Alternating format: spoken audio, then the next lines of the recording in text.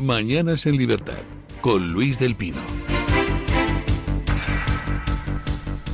Emiliano García Paje pide adelantar las generales para que lo nacional no arrastre al PSOE de los territorios y señala a Sánchez como responsable de esta situación. Estamos ya a mitad de legislatura autonómica, también a mitad de legislatura estatal. Lo que pasó en las últimas autonómicas y municipales, es decir, que la política nacional arrastrara al PSOE en los territorios, no puede volver a pasar. Yo lo que me encuentro es a multitud de responsables locales y territoriales, a multitud, en un grito contenido, deseando que las generales no afecten a las municipales y autonómicas, y si eso significa que el veredicto de los españoles sobre la política nacional sea anterior, yo creo que la inmensa mayoría lo preferiría. Estas declaraciones se han producido poco después de lo ocurrido en Madrid con la fontanera del PSOE, Leire Díez.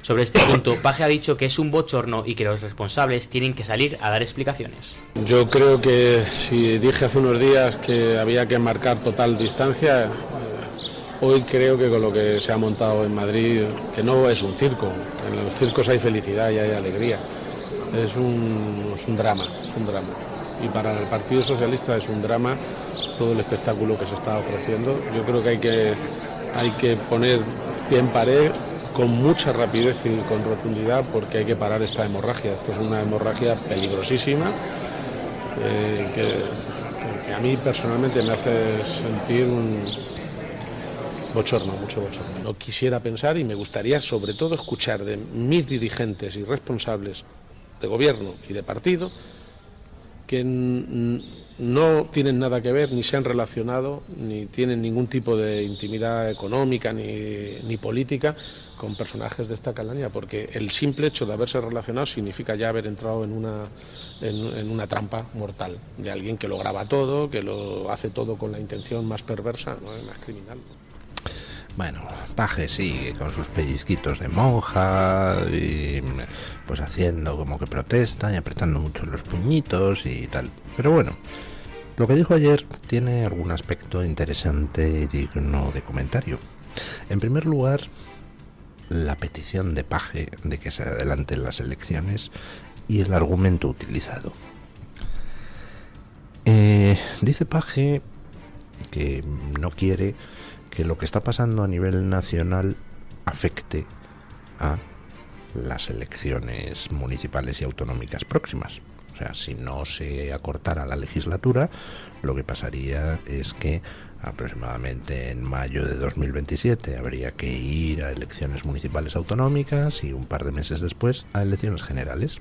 Serían antes las autonómicas y municipales que las generales.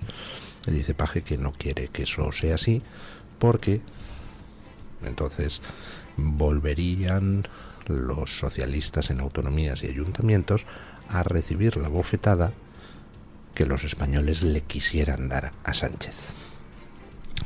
Un primer análisis nos llevaría a decir: jolín con Paje, o sea, quiere que se adelanten las elecciones, pero no porque España se esté yendo al guano, sino porque es que les va a tocar el bolsillo, les va a fastidiar en autonomías y ayuntamientos si no se adelantan las elecciones generales y no se celebran antes que autonómicas y municipales. O sea, que a Paje no le importa España, sino que lo que le importa es que van a perder los puestecitos en autonomías y ayuntamientos. Efectivamente, ese sería un análisis y probablemente sea cierto. Si a Paje le importara España, pues habría dado un paso adelante hace muchísimo tiempo, o habría abandonado el Partido Socialista en vez de dar pellizquitos de monja. Pero hay un segundo análisis, y es que ahí Paje está lanzando un mensaje a sus compañeros de partido. Lo que les está diciendo es: chavalotes, Sánchez nos lleva al desastre. En las últimas autonómicas y municipales, el 28M de 2023, el Partido Socialista perdió casi todo su poder territorial. Quedaron muy poquitos reductos autonómicos. Quedó Asturias por la mínima, quedó Castilla-La Mancha también por poquito, y poquito más. En los ayuntamientos se perdió buena parte de la cuota de poder, todavía se conservan algunos importantes, pero claro, ¿qué va a pasar el siguiente 28M? Es decir, ¿qué va a pasar en las municipales y autonómicas de 2027? Pues que el Partido Socialista va a terminar de desaparecer territorialmente. Lo poco que tienen lo van a perder. Y ese es el mensaje que Paje está trasladando al partido. Señores, que vamos camino de la desaparición. Con lo cual, pues es un pellizquito de monja con carga de profundidad incluida. Y hay otro pellizquito de monja de los que da ayer Paje, dirigido a Sánchez y que está bien tirado. Dice: me gustaría oír a los responsables de mi partido desmarcándose de esto. ¿Dónde está Sánchez? ¿Tiene algo que decir sobre todo esto? Sánchez ha desaparecido, se ha quitado de en medio. Se ha quitado en medio desde el apagón, no da ruedas de prensa. Ya, igual que elude a la ciudadanía, elude a los periodistas. Y en medio de la que está cayendo, Sánchez no dice ni mu. Y no sale pues a decir algo que debería decir, ¿no?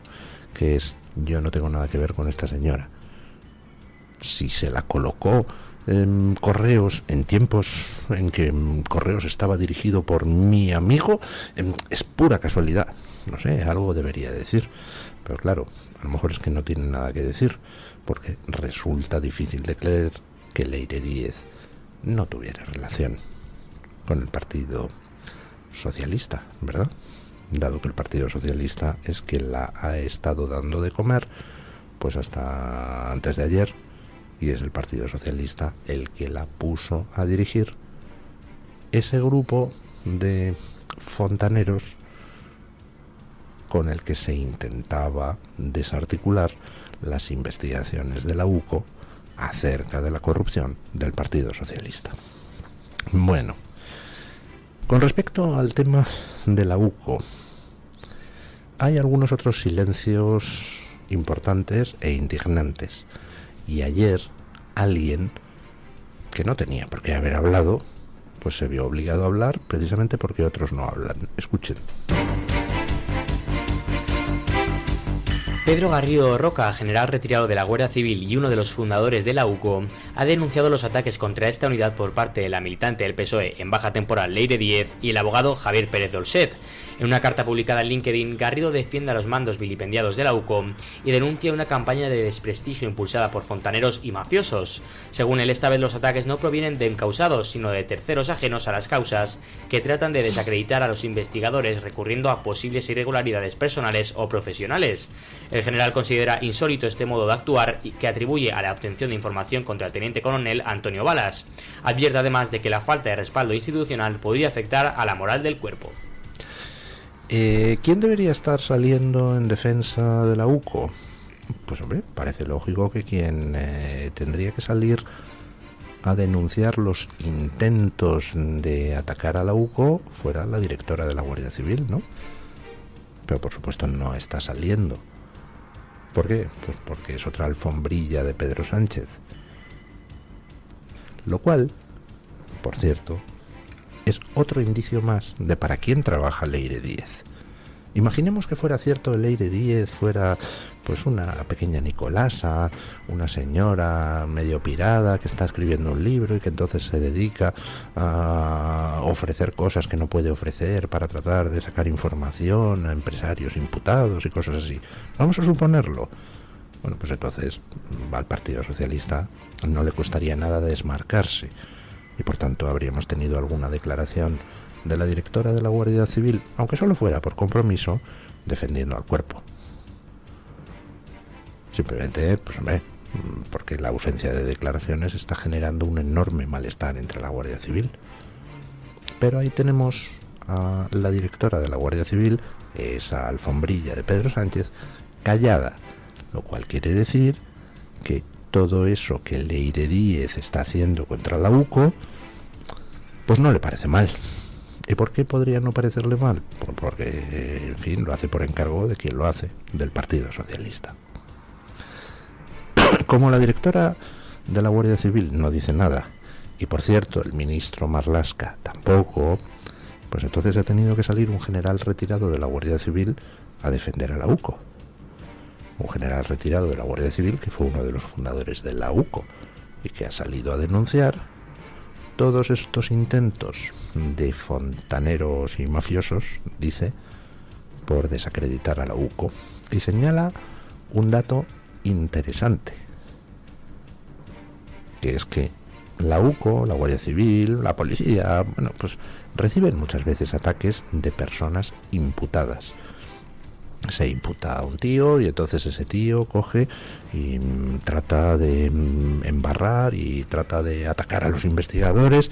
Bueno, eso es habitual, muchas veces se ha producido, pero en este caso quienes hacen el ataque contra la UCO no son imputados, son terceros, lo señala el general retirado de la Guardia Civil. Señala que es un caso insólito.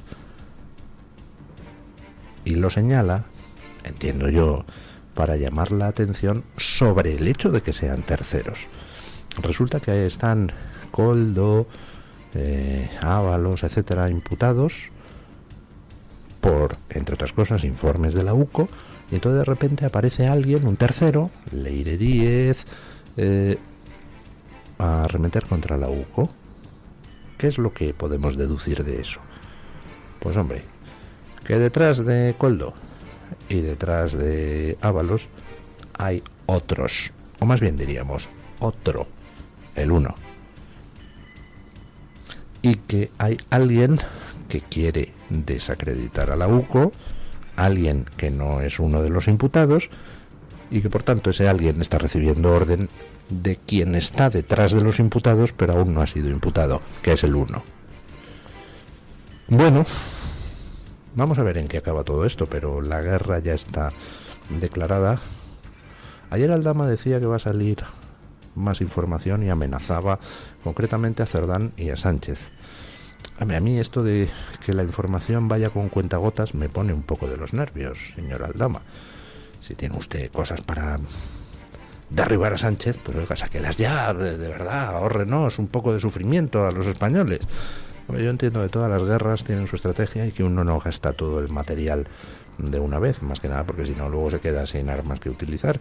Pero caramba, estoy en un sin vivir ya, esperando a ver si salen más cosas. Bueno, y mientras tanto, pues ante lo que está sucediendo, uno esperaría que el partido de la oposición, o el partido principal de la oposición, pues se dedicara a hacer la guerra política, tanto a Sánchez como a lo que sostiene a Sánchez, ¿verdad? Eso es lo que uno esperaría de un partido principal de la oposición. Bueno, pues ayer Mañueco, el presidente del PP de Castilla y León, el actual presidente de Castilla y León, decidió darle más dinero a los sindicatos de Sánchez y además para hacer las políticas de Sánchez. Escuchen. El gobierno de Castilla y León, liderado por el Partido Popular, ha aprobado un nuevo paquete de ayudas por valor de casi 1 millón de euros destinado a organizaciones sindicales y empresariales con el fin de fomentar la igualdad de género en el ámbito laboral. La medida recogida en el Boletín Oficial de Castilla y León contempla subvenciones directas para desarrollar proyectos que impulsen entornos laborales igualitarios y libres de discriminación por razón de sexo. Según el extracto oficial, las ayudas están orientadas a iniciativas que promueven la igualdad de oportunidades, prevengan la violencia contra la mujer en el entorno laboral y refuercen una cultura empresarial basada en la equidad de género. Tenemos unos sindicatos, Comisiones Obreras y UGT, que en el País Vasco apoyan la excarcelación de asesinos etarras. A unos sindicatos, Comisiones Obreras y UGT, que en Cataluña se dedican a apoyar la inmersión obligatoria en catalán. Tenemos unos sindicatos, UGT y comisiones, que en la manifestación del 1 de mayo del año pasado, después de que Sánchez volviera de su retiro espiritual y tal, se dedicaron a pedirle a Sánchez pues mano dura contra los jueces y la prensa crítica. Tenemos unos sindicatos, comisiones obreras y UGT, a los que hemos visto enfangados en toda la corrupción más asquerosa en Andalucía, llevándose el dinero de los parados. Bueno, pues a estos sindicatos, el Partido Popular, el señor Mañueco, que preside la Junta de Castilla y León, le concede otro 1.000.000 de euros más para, con la excusa de las ideologías de género, a seguir financiando a los sindicatos de Sánchez, que colaboran con Sánchez en favor del separatismo, de los asesinos etarras y en contra de los jueces y periodistas críticos. Cuando a mí me cuentan que el Partido Popular es que claro, no se opone al PSOE porque es que son tontitos, no, de tontitos no tienen nada. Tontito es el que está ahí agazapado sin saber qué hacer. Bueno, eso podría ser tontito, pero el que se dedica a darle dinero al supuesto enemigo no es tontito, está colaborando con el enemigo, lo que es un traidor. El Partido Popular en Castilla y León, en Madrid, en Andalucía, en todos los sitios donde gobierna, menos allí donde Vox le obliga a no hacerlo, se dedica a subvencionar a las asociaciones de izquierda, a los sindicatos de izquierda, los programas ideológicos de la izquierda. Todo ese dinero que a los votantes del PP no les llega a fin de mes, se lo están llevando crudo sindicatos de izquierda, organizaciones de izquierda, fundaciones de izquierda, ONGs de izquierda, asociaciones de izquierda, porque el Partido Popular se lo da.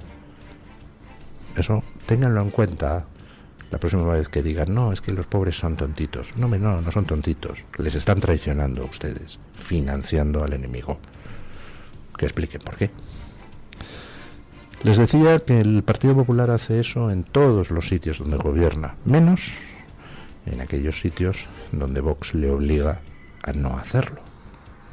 Por ejemplo, en Valencia, pues han llegado a un acuerdo presupuestario por el cual se pone fin a las chorradas de la Agenda 2030, subvenciones sindicales, dinero para ONGs próximas a la izquierda y asociaciones próximas a la izquierda, todo eso se recorta.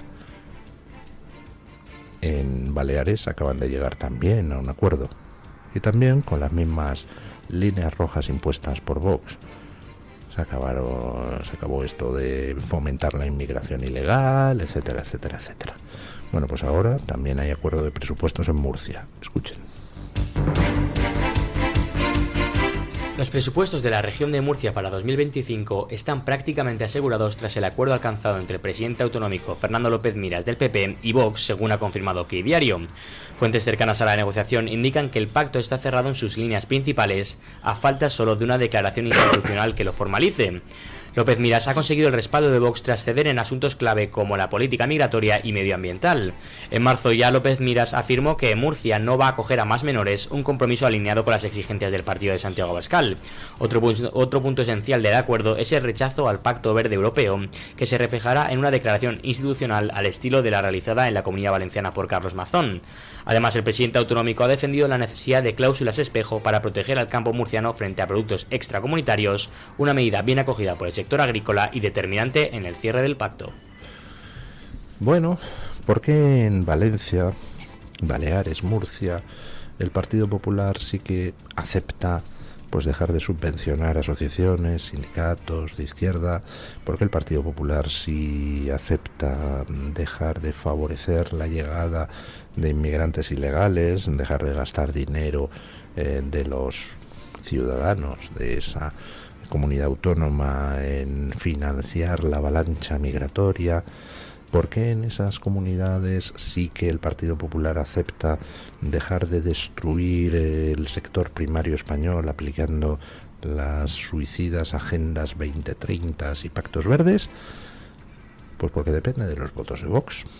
Allí donde el Partido Popular gobierna con mayoría absoluta, véase el Madrid de Ayuso o véase la Andalucía de Moreno Bonilla, se sigue financiando los sindicatos, se sigue financiando las organizaciones de izquierda, se sigue dando dinero para programas ideológicos de la izquierda y se sigue apoyando el Pacto Verde y la Agenda 2030. En algunos casos ya sangrantes como lo de la tala masiva de olivos en Andalucía, favorecida por el gobierno de Moreno Bonilla, donde el Partido Popular gobierna con mayoría absoluta, se gasta el dinero en organizaciones de izquierda y se impone la agenda ideológica progre más desaforada. Allí donde el Partido Popular depende de Vox, pues entonces hay avances en favor de la ciudadanía, recortando subvenciones a quien no se ha ganado ese dinero con el sudor de su frente, recortando en fomento a la invasión migratoria y parando los pies a quienes quieren destrozar el campo, la ganadería y la pesca. Saquen ustedes sus conclusiones.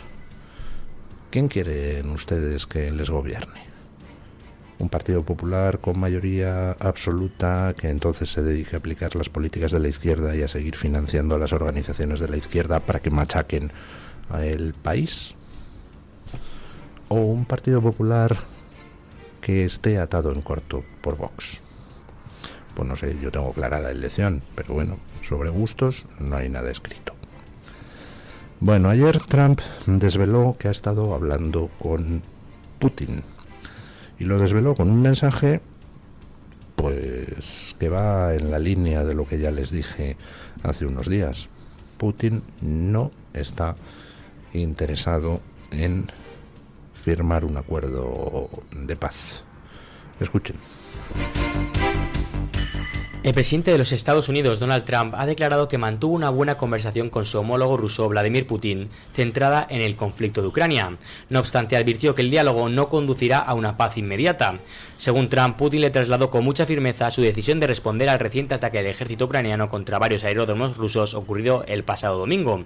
Durante la conversación también abordaron la situación del programa nuclear iraní.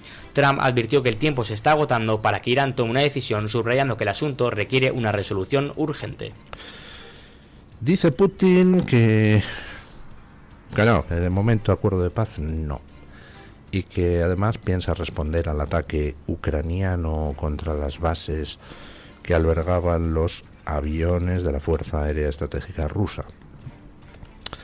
¿Eso qué dice? Pues dice, para empezar, una cosa importante, y es que la humillación sufrida por Putin a raíz de ese ataque ucraniano ha sido absolutamente brutal. El ataque ucraniano contra las bases que albergaban la Fuerza Aérea Estratégica rusa ha sido brillante, con drones de 500 euros destrozando aparatos que valen 100 millones de euros cada uno, y se han cargado una tercera parte de la Fuerza Aérea Estratégica de Rusia.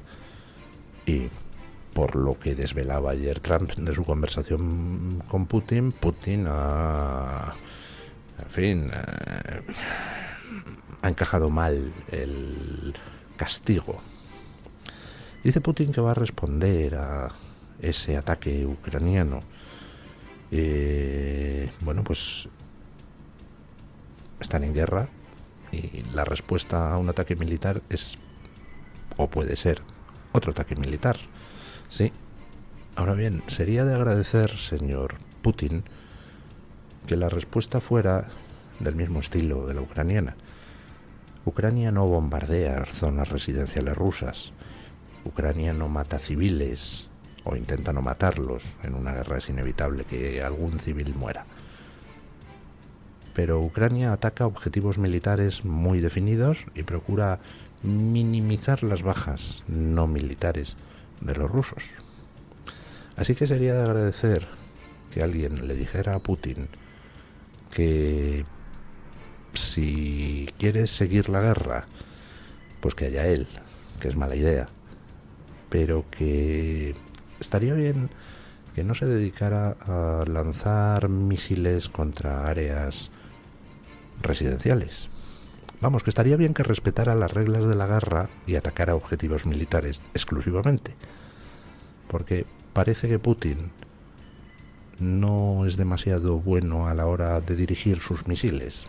No sé si eso significa que la inteligencia, la información de inteligencia de la que dispone es limitadita, que puede ser, o si es que le importa un bledo atacar áreas no militares y matar a civiles. Alguien tendría que recordarle a Putin que eso es un crimen de guerra. Bueno, vamos con doña Rebeca Crespo para que nos cuente qué trae hoy la Gaceta en portada. Buenos días, doña Rebeca. ¿Qué tal? Muy buenos días y feliz jueves para todos los oyentes de Mañanas en Libertad. Este jueves en Gaceta.es hablamos de subvenciones. La Junta de Extremadura, presidida por María Guardiola, del Partido Popular, ha destinado más de 1 millón de euros en subvenciones y contratos publicitarios a distintos medios de comunicación. En específico, esta inversión pública forma parte de una estrategia institucional que busca aumentar la visibilidad de la región en el panorama informativo nacional. En internacional nos vamos a Francia. Allí el gobierno de Macron promete, tras años de inacción, interceptar ahora las pateras que llevan inmigrantes ilegales al Reino Unido. Solo han conseguido detener menos del 40% de las salidas en lo que va de 2025 y es una decisión que el gobierno de Macron toma después de que se haya superado el récord de llegadas de inmigrantes a este país. Recomiendo, como siempre, las columnas de opinión y muchas otras cosas que llevamos en Gaceta.es. Gracias y feliz jueves para todos.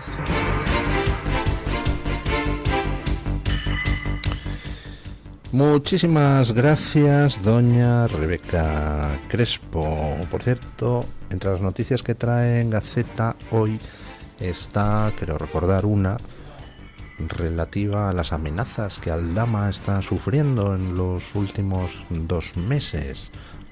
Amenazas para que no siga tirando de la manta, que están detrás de lo que le decía Aldama a Leire Díez ayer. ¿Pero quién te crees para amenazarme?